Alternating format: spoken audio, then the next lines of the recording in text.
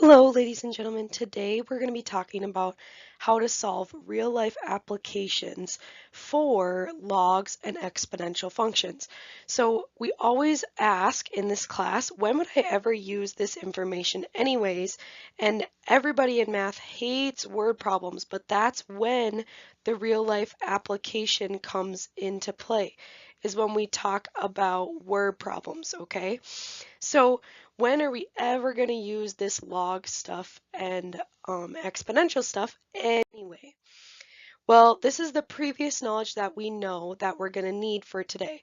We need to recall how to set up an exponential function where we know that A is the initial amount and B is our growth factor or our decay factor, or what we're multiplying by each individual time. So why are we learning this again? Consider this situation or scenario about crime forensics. We are investigating a murder, and according to chemistry reports, the victim has traces of aspirin, 300 milligrams, in their blood. Aspirin is known to decay at a rate of 20% per hour in the human body. A friend saw this victim take aspirin around 4 p.m. So what was the approximate time of the crime? This is all exponential stuff, you guys, this situation. A rate of growth, 20% per hour, an initial amount of 300 milligrams, and then 500 milligrams with 2 aspirin later. That's all back to what we talked about when we made tables when we did an initial amount times the growth factor raised to the x power. So we're going to talk about not just this situation, but more situations on why these equations are used to model real life situations today. Okay, exponential growth or decay.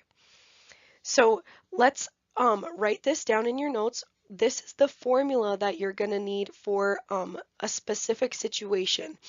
So if we have y is equal to a times 1 plus or minus r all raised to the t, it's a growth function. If it's going to be 1 plus r, and it's a decay function if it's going to be 1 minus r. So in our equation, a represents the initial amount or the original amount. R represents the rate or percentage. We write it always as a decimal. T is the number of times the rate is applied or time. And then Y is our final value that we are typically solving for. Solve for Y most often. Okay, so we are going to have to memorize these formulas and what these variables stand for. Okay, so memorize these for the last learning check this year. Alrighty, example number 1. A new boat was purchased in July of 2011 for $50,000. If the boat depreciates means to decline or decay, depreciates by 12% of its value each year, find A, the value of the boat in July of 2020, and B, during what year will the boat be worth $20,000? Okay, so first part A. If we have a situation where the boat is depreciating or declining, that tells me that my equation is going to be y is equal to a times 1 minus r all raised to the t. So now my goal is to figure out what a, r, t, and y are from the situation. So a is my initial amount. Well, when we purchased the boat, it was $50,000. So that's my initial amount. My rate at which it's depreciating is 12%. And my time is in 2020, which would be 2020 minus 2011 is 9 years. So my time is 9, and then my y is what I'm finding. I want to find the value of the boat after 9 years. So that's what we need to find.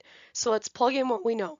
So we know y is equal to 50,000 times 1 minus, remember our rate we want to write as a decimal, so that's going to be 0.12, all raised to the 9 years. So if you guys just plug this in exactly as you see it, like 50000, parentheses 1 minus dot 1 2 parentheses caret 9, you should get back an answer and we want to round to the nearest cent. That's what we mean by $100.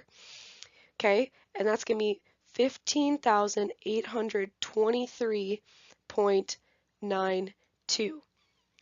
So what does that mean in the context of this problem? So if you bought a boat in July of 2011 at $50,000, you guys, 9 years later, if you wanted to resell that boat, it depreciates so fast that you probably wouldn't even get more than $15,000 worth of what it was worth. That's crazy. Boats and cars depreciate so fast. So fast. Okay. Anyway, part B. So now our question is, during what year will the boat be worth $20,000? So we have that same equation again, y is equal to a times 1 minus r all to the t. So my a value is still 50,000. That didn't change because that's the initial amount. My rate is still 0.12 because that's my decimal. And then t, that's what we're trying to find this time. And then y is what they gave me, 20,000. So now plug in and let's solve. So we have 20,000 is equal to 50,000 all times 1 minus 12.12 is 0.88, all raised to the t because we're solving for t. Okay, so I want to get this base 0.88 raised to the t all by itself, so I'm going to divide both sides by 50,000.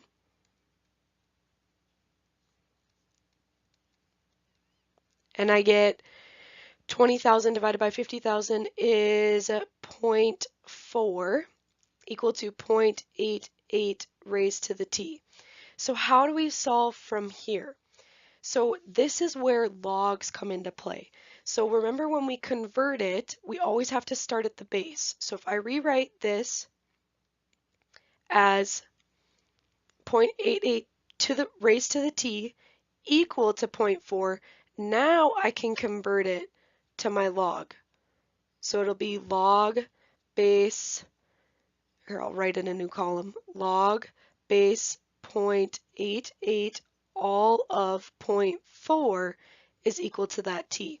Remember, it's log base, and this is my base, and logs always solve for the exponent, which is t, and so that means it's log base 0.88 of 0.4 is equal to t. So you're going to have to plug this into your calculator, log 0.4 divided by log of 0.88 is equal to t.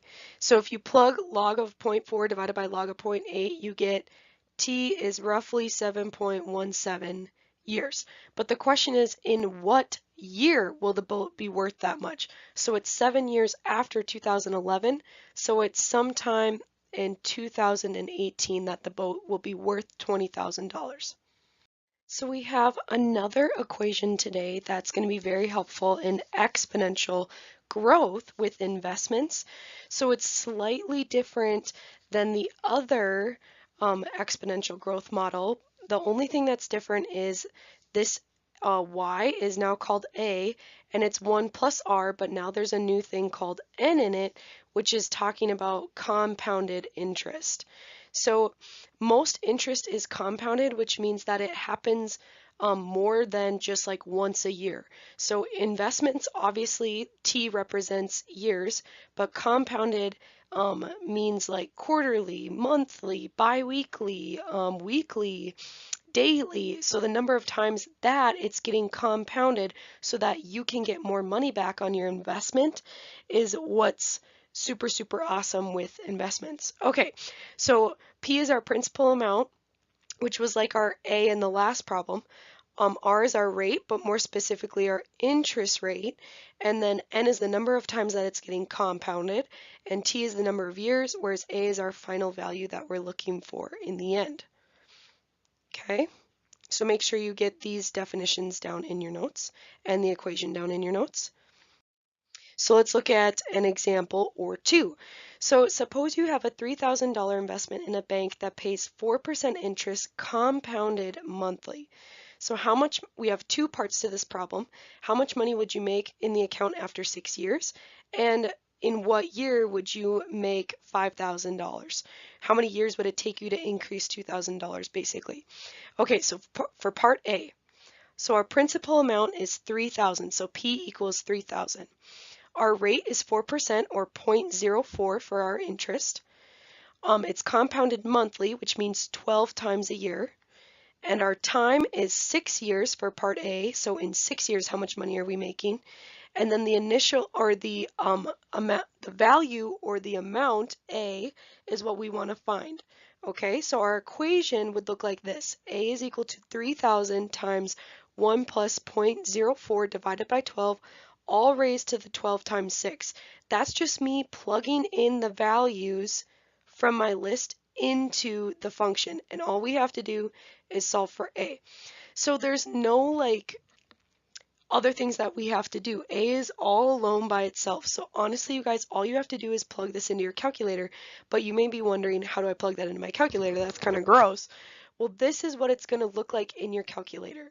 So make sure you take a moment to pause and play with your calculator so that you can punch in 3000 parentheses 1 plus parentheses 0.04 divided by 1, 2, parentheses, parentheses, caret, parentheses, 1, 2 times 6, parentheses.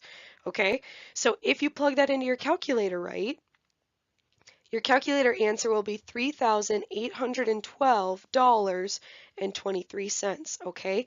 And it's really important that you know how to work the parentheses in your calculator so that you get an approximate estimated amount of money. Okay, moving on to part B. To the nearest tenth of a year, how long must you leave the money in the bank for it to be $5,000? Okay, so this is a little backwards. We're going to be solving for T this time. So my principal is still 3,000, or my initial amount. My rate is still 4. I'm still compounding 12 times a year monthly. And now I have to find how many years when A is 5,000. Sorry, this should be a 5,000 if that's not a 5,000 for you. Okay, so what's that going to look like in your calculator? So the equation should look like this. 5,000 is equal to 3,000 times 1 plus 0.04 divided by 12, all raised to the 12 times t, okay? And so what you get when you take, we want to divide both sides by 3,000. So if we divide both sides by 3,000, 5,000 divided by 3,000 gets us this decimal, all equal to, if we change 1 plus 0.04 divided by 12, we get 1.00333333, all raised to the 12 times t. So if we want to convert this into a log, this is what it'll look like. The log, all equal to 12 times t. Then you're going to want to convert it into the change of base formula. So log of the bigger number divided by log of that base number, all equal to 12t. And when we punch in that log into our calculator, that should be the decimal that we get, all equal to 12t. And then our final thing that we have to do is divide by 12 on both sides, divide by 12, and we should get an answer of t is equal to roughly that many years, okay? So that is all that I have for you guys today. I want to thank you for taking good notes, and I shall see you soon.